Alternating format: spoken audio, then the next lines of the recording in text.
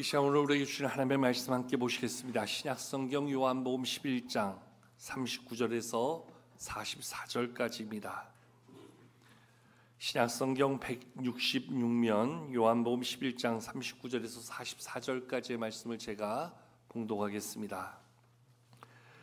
예수께서 이르시되 돌을 옮겨 놓으라 하시니 그 죽은 자의 눈이 마르다가 이르되 주여 죽은 지가 나흘이 되었음에 벌써 냄새가 나나이다.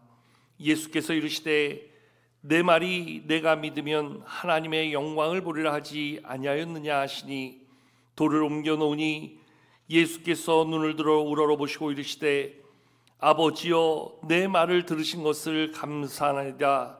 항상 내 말을 들으시는 줄을 내가 알았나이다. 그러나 이 말씀 하옵는 것은 둘러선 무리를 위함이니 곧 아버지께서 나를 보내신 것을 그들로 믿게 하려 함이니이다. 이 말씀을 하시고 큰 소리로 나사로야 나오라 부르시니 죽은 자가 수족을 배로 동인 채로 나오는데 그 얼굴은 수건에 쌓였더라. 예수께서 이르시되 풀어놓아 다니게 하라 하시니라. 우리의 신앙생활에서 우리의 신앙생활을 세우는 우리의 신앙을 세우는 세 개의 중요한 기둥을 말한다고 한다면 아마도 찬양과 말씀과 기도의 삶이다, 이렇게 이야기할 수 있습니다. 우리는 찬양을 통해서 하나님의 은혜를 깨닫고 감사하게 되고, 말씀을 통해서 하나님의 뜻과 지혜를 배우게 되고, 기도를 통해서 우리의 문제를 아뢰고 그 안에 역사하시는 하나님을 경험하게 되어지지요. 그렇게 보면 찬양의 삶도, 말씀의 삶도, 기도의 삶도 얼마나 우리의 신앙의 중요한 모습이며 우리의 신앙을 세우는 데 있어서 얼마나 절대적인 것인가 다시 한번 주목할 수 있게 됩니다. 특별히 오늘 기도의 삶에 대해서 말씀을 나누려고 하는데요, 성경에도 보면 기도가 우리의 삶에 얼마나 필요하고 중요한 것인가, 많은 사건, 많은 기도의 현장을 통해서 그 기도의 다양한 모습을 우리에게 교훈해 주고 있습니다. 예를 들면 우리가 여러 가지 문제를 만날 때 우리의 힘으로 할 수 없는 수많은 한계를 느끼게 됩니다. 그때 하나님의 사람들은 기도하게 되지요. 이스라엘 백성들이 애굽에서 종살이를 할 때 너무나 그 고역이 힘들어서 그 일 속에서 그들은 하나님을 찾게 됩니다. 하나님 너무 힘듭니다. 우리를 건져주시옵소서, 우리를 도와주시옵소서. 하나님 그 기도에 응답하셔서 모세를 세워 이스라엘 백성들을 출애굽하여 약속의 땅 가나안으로 가게 하시지요. 가나안으로 가던 길에 느비딤에 이르렀을 때 예상치 못한 아말렉의 공격을 받게 됩니다. 여호수아가 나가서 전쟁에서 싸우지만 사실 그 싸움의 성패는 여호수아에게 있지 아니하고 산꼭대기에 올라가 두 손을 들고 기도하는 모세에게 있었던 것을 말씀은 보여주고 있습니다. 너희가 문제를 만날 때, 너희 힘으로 싸워 이길 수 없을 때 오직 손들어 기도하면 하나님이 너희 가운데 친히 싸워주실 것이다. 기도의 능력, 기도의 살아있는 힘을 우리 하나님은 그 사건을 통해서 이스라엘 백성들에게 교훈해 주셨지요. 또한 기도는 하늘문을 열고 하나님의 응답하심의 역사만이 아니라 우리의 허물과 죄, 잘못을 깨달았을 때 우리가 회개할 수 있는 회개의 귀한 통로가 바로 기도의 자리입니다. 다윗이 그의 부하 우리아의 아내 밧세바를 범하게 됩니다. 밧세바가 임신하였다 하는 이야기를 들었을 때에 이 일을 어떻게 덮으면 좋을까 생각하다 찾아낸 방법이 지금 전쟁터에 나가 암몬과 싸우고 있는 우리아를 빨리 불러들어서 그 아내 밧세바와 잠자리를 가질 수 있도록 그에게 특별 휴가를 줘야 되겠다. 그래서 아이가 생긴 것이 자기 때문이 아니라 그의 남편 우리아 때문에 아이를 갖게 된 것처럼 잘 포장하자. 그래서 전쟁터에 있는 자기의 부하 우리아를 불러들였는데 이 충성스러운 우리아가 지금 나의 동료들은 생명을 걸고 싸우고 있는데 나만 어찌 집에 가서 편하게 잘 수 있겠습니까? 집에를 안 가고 이틀이나 그 왕궁 문 앞에서 머물게 됩니다. 다윗이 자기의 계획이 실패한 것을 알게 되자 다시 전쟁터로 나아가는 우리아에게 그의 손에 편지 한 장을 써서 당시 지휘관인 요압에게 이야기를 하지요. 이 우리아를 전쟁터 맨 앞에 세워서 그가 전쟁 중에 죽게 만들어라. 아무도 모르게 그 편지를 보내서 우리아가 전쟁터에서 죽게 만듭니다. 그래서 모든 문제에 더 이상 문제가 될 일들이 없게끔 모든 것을 잘 덮었다라고 생각하며 간음하는 죄를, 살인하는 죄를 범하면서도 태연하게 이제 끝났다 생각할 때 하나님께서 나단 선지자를 통해서 그의 죄를 지적하시지요. 그때 하나님의 지적 앞에서 이 다윗이 꼬꾸라져 하나님 앞에 회개의 눈물을 쏟으며 기도하게 되지요. 그 기도가 우리가 잘 아는 시편 51편에 나오는 참회의 시입니다. 즉 우리가 어떠한 잘못을 깨달았을 때 하나님 앞에 우리의 잘못을 시인하며 다시 우리의 삶이 그렇게 되지 않기를 간절히 구하며 하나님의 용서를 구하는 회개의 기도가 오늘 우리의 기도의 한 모습이기도 합니다. 이외에도 예수님께서 십자가를 지시기 전 겟세마네 동산에 올라가셔서 그 사명 감당을 위해서 3번이나 뜨겁게 기도하시잖아요. 사명 감당을 위해서 기도할 때에, 그리고 요즘 우리가 금요일날 금양로 기도 때 같이 나누는 말씀으로 사도행전에 보면 예수님의 제자들과 무리들이 한 자리에 모여서 한 마음으로 뜨겁게 기도할 때 거기에 성령이 임하시고 저들이 성령의 충만을 받게 되는 그 일이 바로 저들의 기도를 통해서 기도 가운데 이루어졌던 것. 즉 기도는 우리의 사명 감당과 성령의 충만을 위해서 우리는 또한 기도하게 되지요. 이외에도 성경에 나오는 수많은 기도의 여러 가지 모습들이 있지만 특별하게 보면 우리가 하나님 앞에 어떠한 하나님의 도움을 구하며 기도할 때, 또 우리의 잘못을 고백하며 회개할 때에 우리의 사명 감당을 위해서, 우리의 성령 충만을 위해서 기도하게 되어지는데, 오늘 말씀에도 보면 기도에 대한 또 다른 교훈이 우리 가운데 담겨 있는 것을 바라보게 되어집니다. 오늘은 예수님께서 살리신 3번째 사람, 회당장 야이로의 딸과 나인성 여인의 아들과 이제는 무덤에 장사된 그러한 베다니의 나사로를 살리신 이 사건 속에서 어떠한 기도의 삶이 담겨 있는가, 오늘 함께 한번 살펴보려고 합니다.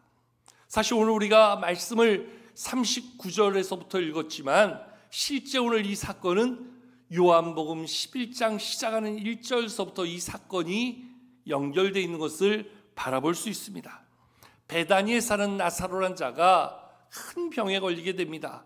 그로 인해서 오늘 그의 누이였던 마리아와 마르다가 사람을 예수님께 보내서 빨리 오셔서 우리의 오라버니를 고쳐주시옵소서 하는 그러한 부탁하는 장면으로부터 오늘 요한복음 11장이 시작되어지는데요.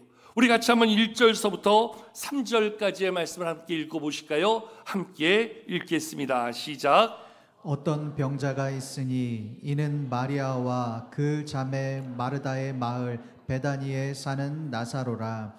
이 마리아는 향유를 주께 붓고 머리털로 주의 발을 닦던 자요, 병든 나사로는 그의 오라버니더라. 이에 그 누이들이 예수께 사람을 보내어 이르되 주여 보시옵소서, 사랑하시는 자가 병들었나이다 하니. 아멘. 사랑하시던 자가 병들었습니다. 병든 오빠 나사로를 위해서 그의 누이 마리아와 마르다가 사람을 통해 예수님께 그 오빠의 치료를 부탁하고 있는 모습을 말씀은 보여주고 있지요. 한마디로 예수님 앞에 나의 오빠를 고쳐주십시오, 아래는 그러한 또 다른 기도의 한 모습이라 이야기할 수 있습니다.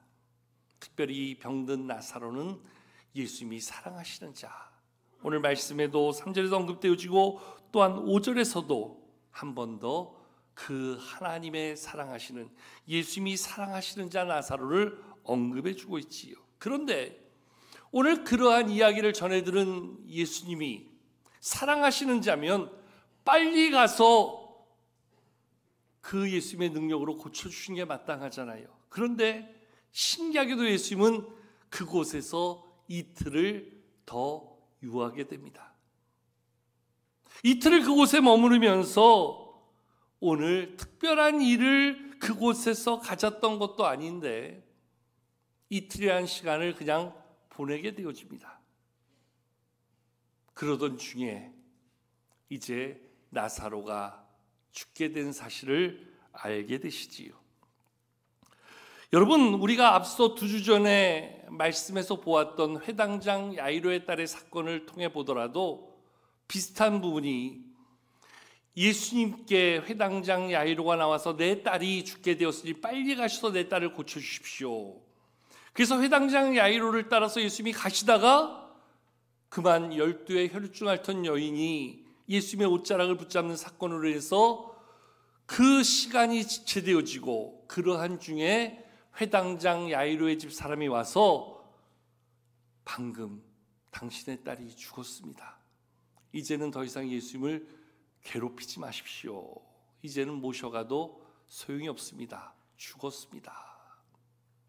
시간이 지체되면서 그만 그 딸이 죽게 되어진 사건, 거기에는 12의 혈루증을 앓던 여인과 지체되어지는 시간이 있었는데 오늘 말씀에 보면 이 나사로는 어떠한 특별한 시간의 사건도 없이 예수님이 이틀을 그곳에 더 머무르다가 그만 나사로가 죽게 되어진 것이지요.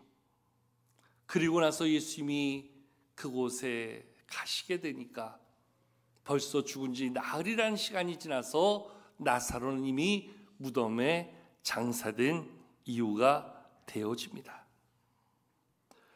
오늘 슬픔에 젖어 있는 나사로의 그 누이였던 마르다와 마리아에게 많은 사람들이 찾아가서 그 슬픔의 자리를 함께하며 위로해주고 있는 모습이 오늘 우리가 읽지 않았지만 18절, 19절에서 이렇게 기록되어져 있습니다. 베다니는 예루살렘에서 가깝기가 한 오리쯤 되매 많은 유대인이 마르다와 마리아에게 그 오라비의 일로 위문하러 왔더니, 우리로 말하면 그 장사하는 집에 장례식에 오늘 조문하러 오는 많은 사람들의 모습을 담아주고 있습니다. 그리고 그 많은 사람들 사이에 이제 예수님이 오시게 된 것이지요. 여러분, 예수님이 그 조문객들 사이에 오셨다 하는 이야기가 들려지자 마르다가 우리말로 하면 버선발로 뛰어나가 예수님을 맞이하게 됩니다. 지체 없이 달려나가 예수님 앞에 섭니다. 그리고서 오빠를 떠나보낸 아픔을 이러한 말로 예수님께 이야기하는데요. 우리 21절 말씀 화면 보면서 한번 같이 읽어보실까요? 함께 읽겠습니다. 시작. 마르다가 예수께 여짜오되 주께서 여기 계셨더라면 내 오라버니가 죽지 아니하였겠나이다. 아멘. 지금 이 마르다의 고백은 예수님이 만약에 여기 계셨다면 내 오라버니는 죽지 않았을 것입니다. 여러분, 이 말을 조금 반대로 바꿔서 보면요, 자기 오빠 나사로가 죽고 이제는 장사되고 더 이상 만날 수 없는 이 상황이 결국 예수님 늦게 와서 이렇게 됐습니다 하는 그러한 아픔의 토로이지요. 근데 여러분, 이 마르다의 고백은 마르다 하나의 고백이 아니었어요. 그의 동생이었던 마르다 역시 똑같이 이야기하는데요. 32절 말씀에 마리아는 어떻게 이야기하고 있는가? 자, 우리 또 화면을 보면서 한번 같이 읽겠습니다. 시작. 마리아가 예수 계신 곳에 가서 배웠고 그 발 앞에 엎드려 이르되 주께서 여기 계셨더라면 내 오라버니가 죽지 아니하였겠나이다 하더라. 아멘. 지금 마르다와 마리아의 이야기가 동일하게 예수님께 드려지고 있어요. 주께서 여기 계셨더라면 내 오라버니가 죽지 아니하였겠나이다. 예수님 늦으시는 바람에 그만 내 오빠가 죽게 되었습니다. 이렇게 이야기하고 있는 거지요. 여기 계셨다면 오빠는 살 수 있었는데 예수님 계시지 않아서 늦게 오셔서 내 오빠는 죽게 된 것이라 이야기합니다.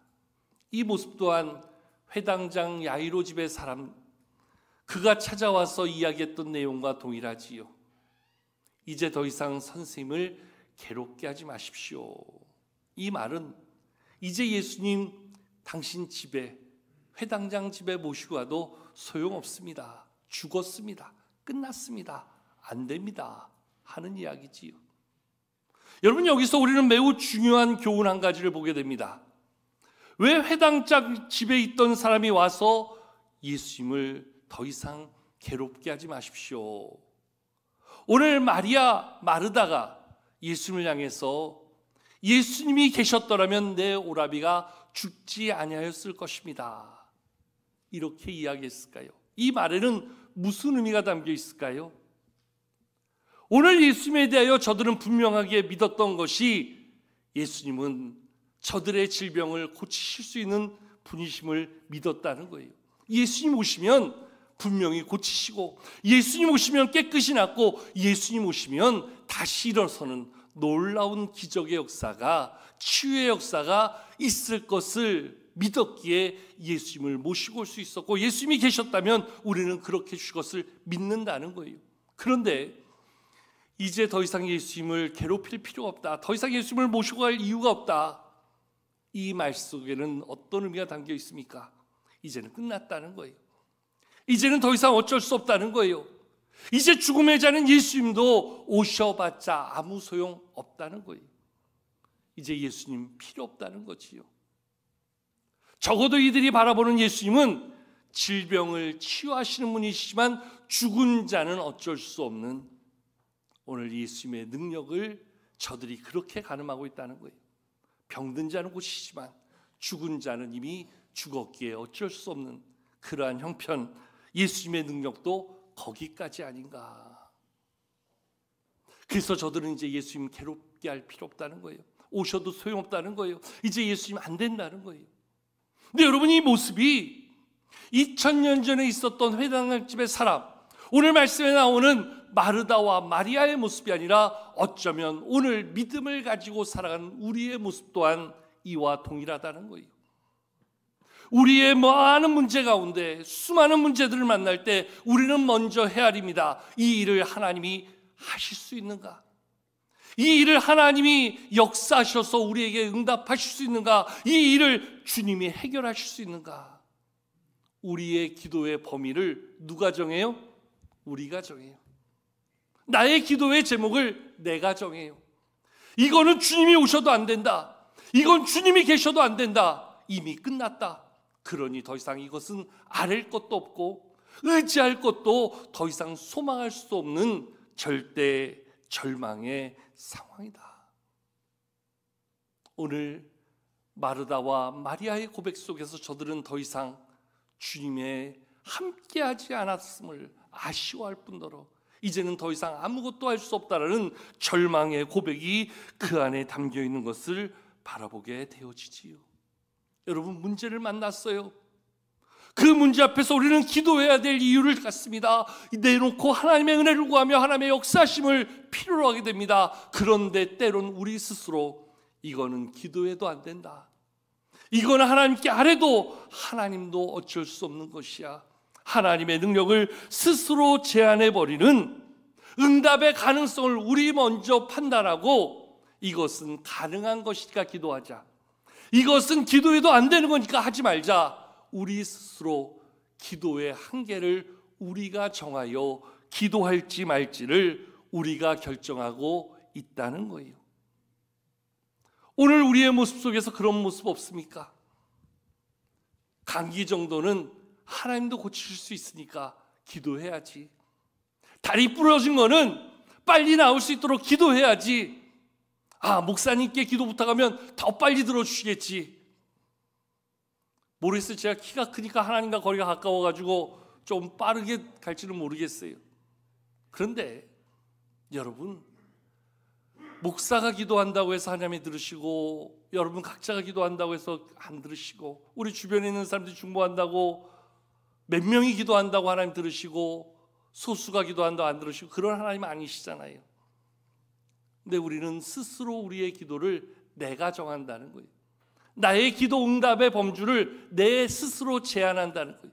이거는 하나님도 못한다, 이거는 하나님도 안 된다, 이거는 아무리 생각해봐도 도저히 하나님도 할 수 없는 일이다. 여러분, 우리는 입으로 우리의 하나님을 전능하신 하나님으로 이야기합니다. 엘샤다이 하나님, 성경에 나오는 것처럼 홍해를 가르시고 여리고성을 허물어뜨렸던 놀라운 주님의 능력, 어린아이의 손에 들린 물맷돈 하나로 거인 장수 골리앗을 넘어뜨리는데 그를 들어 쓰셨던 하나님의 그 놀라운 역사, 한 아이가 내어놓은 물고기 2마리와 떡 5덩어리로 5,000명을 먹이셨던 놀라운 기적의 역사는 우리가 말씀을 통해 배웠음에도 불구하고 그것은 단지 성경에 나오는 기적이야 라고 얘기할 뿐, 우리는 우리의 삶 속에 그런 일이 일어날 것을 결단코 신뢰하지 못하기에 우리는 그런 기도를 감히 드리지 않는 것이지요. 오늘 우리가 생각하는 우리 예수님, 우리 하나님의 능력은 어디까지입니까? 병든 자는 고칠 수 있지만 죽은 자는 안 된다. 오늘 그게 하나님을 바라보는, 믿음으로 하나님을 아버지라고 고백하는, 전능하신 하나님을 외치는 우리의 믿음의 현주소가 아닌가, 하나님의 능력을 제한하고 사는 우리들의 모습이 아닌가 생각해 보게 되지요. 오늘 예수님께서 슬픔의 눈물로 가득한 그 나사로의 집에 가셔서 마르다와 마리아에게 이야기합니다. 나사로의 무덤으로 가자.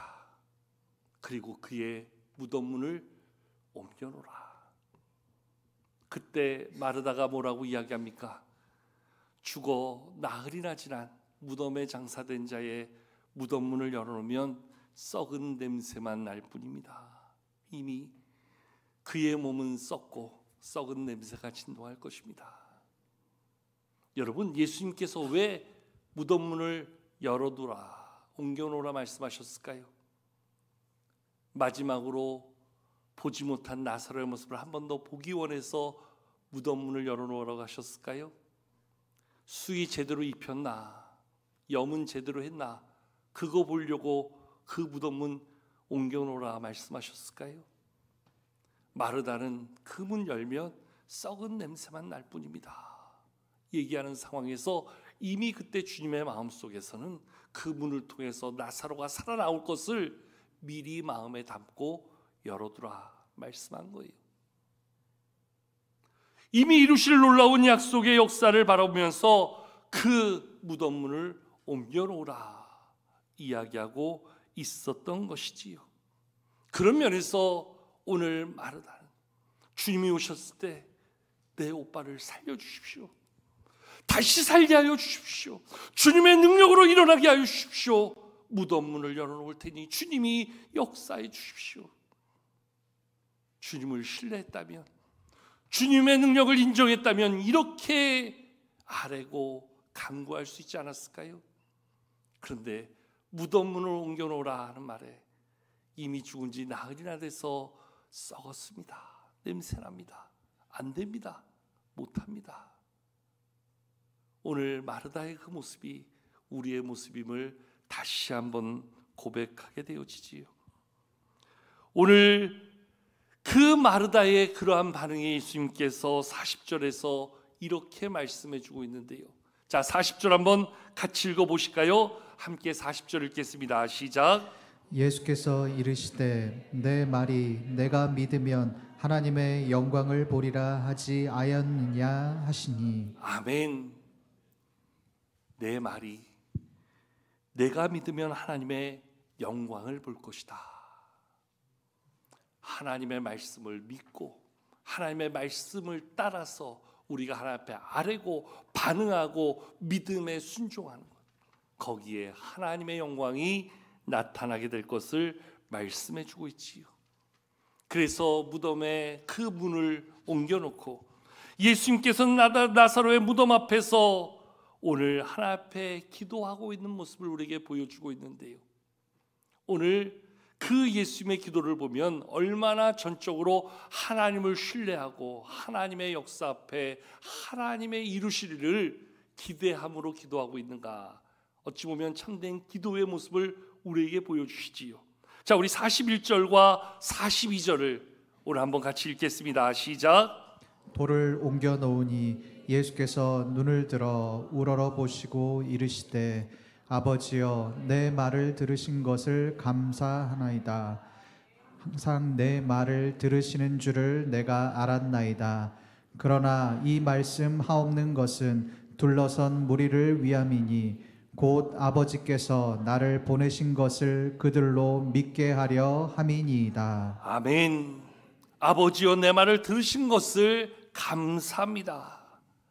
또한 아버지께서 나를 보내신 것을 이 시간 그들로 믿게 하려 하심인 줄을 믿고 오늘 기도하고 있는 예수님의 모습을 보여줍니다. 그러면서 예수님은 누구보다 아버지 하나님을 신뢰했던 분이었습니다.